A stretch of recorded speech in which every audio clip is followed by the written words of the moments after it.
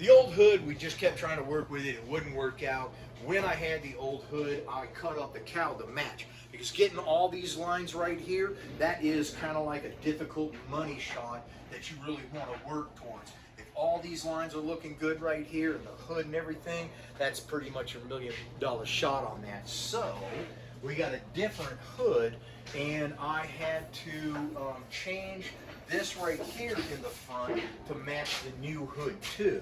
So I cut that up, moved it where I wanted, and then re-welded it up. But now it matches here better. So we're gonna get primer on this because I don't want to put bomb metal on bare metal. I know some people do that. I don't like to do that.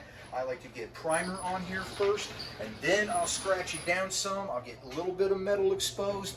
Then I'll go ahead and put my filler on. I think that's just going to give you better adhesion because the filler is going to be sticking to the metal and it's going to be sticking to the direct to metal primer with a harder or epoxy that's really good sticky, so everything's really going to stay on there.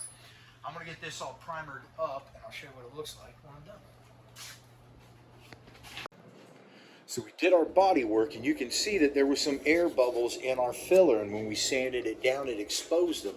So what I'm going to do is I'm going to clean this up with a little bit of wax and grease. I'm going to get a little bit of filler in there to take care of those pits. While I'm waiting for that to dry, I'll find any imperfection that I can find with my naked eye, and I'll sand all of those down. And then, when I get done sanding all of those, my pits will be ready to sand. After they're sanded, I'll go ahead and I'll fog coat it and I'll block sand it with 150.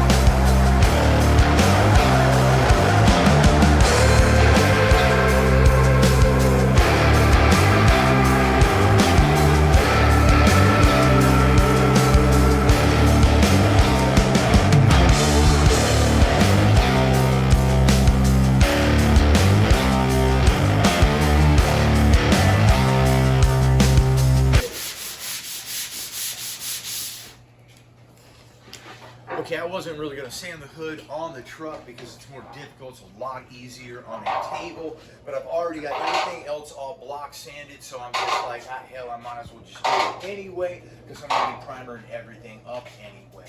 I also should have started with the hood if that was my original goal, because now I have to lean against what I've already block sanded. Now I more than likely won't do any damage.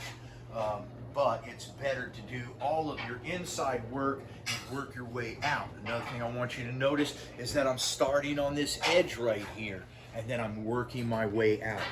Like I said before, it's really easy just to sand the overall general mass because it's easy to see. But it's the nooks and crannies that are going to kill you. So you have to spend a little extra time and get those nooks and crannies really nice, and then I'll work my way back out, work my way back out, work my way back out, and work my way like this. Another reason that's good, because if I was to start right here, then by the time I got to the middle, I'd be really tired, and I'd be leaning way over like this. This way, I'll be sanding, and as I get more tired, I'm coming out to the edge, and it's a bit easier on my back and the rest of me.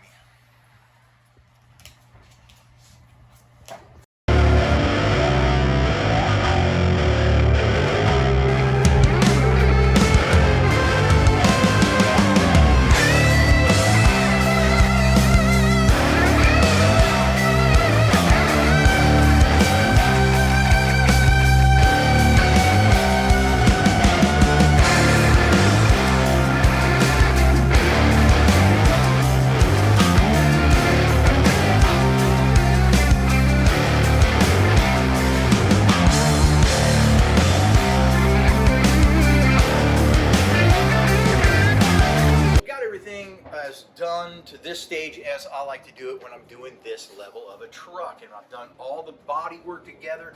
It's been primered and block sanded several times. It's the only way you're going to get this level of straight. Now what we're going to be doing is taking it apart and sanding all the little nooks and crannies that we couldn't get to when it was bolted together, the back sides of everything and such. I actually still have some welding to do on the fender. That's really dangerous this late in the game, but that's the way it went on this one because we put in these giant tubs from Slosh Tubs. We'll be finishing up those two a little bit. So maybe I'll do another block sand and primer and then paint. Maybe it'll be 2 or 3 block sand primers and paint. Let's find out.